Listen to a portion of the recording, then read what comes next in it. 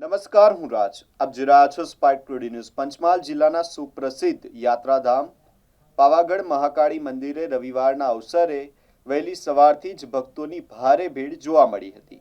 રજાનો દિવસ હોવાથી રાજ્યના વિવિધ વિસ્તારોમાંથી મોટી સંખ્યામાં યાત્રિકો માતાજીના દર્શન માટે પાવાગઢ પહોંચ્યા હતા. મંદિર પરિસર જય માતાજીના જયઘોષથી ગુંજી ઉઠ્યું હતું અને ભક્તોએ લાંબી કતારોમાં ઊભા રહીને શ્રદ્ધાભાવે દર્શન કર્યા હતા.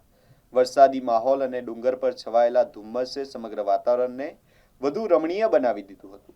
ઠંડા વાતાવરણ વચ્ચે ભક્તોએ માતાજીના દર્શન સાથે પાવાગઢના કુદરતી સૌંદર્યનો પણ આનંદ માણ્યો હતો. મંદિર પરિસરમાં કેટલાક ભક્તો ભક્તિભાવથી ગરબા રમતા પણ જોવા મળ્યા હતા, જેના કારણે સમગ્ર વિસ્તાર ભક્તિમય બની ગયો હતો. યાત્રિકોની સુવિધા અને સુરક્ષાને ધ્યાનમાં રાખીને મંદિર તંત્ર અને સ્થાનિક પ્રશાસન દ્વારા જરૂરી વ્યવસ્થાઓ ગોઠવવામાં આવી હતી.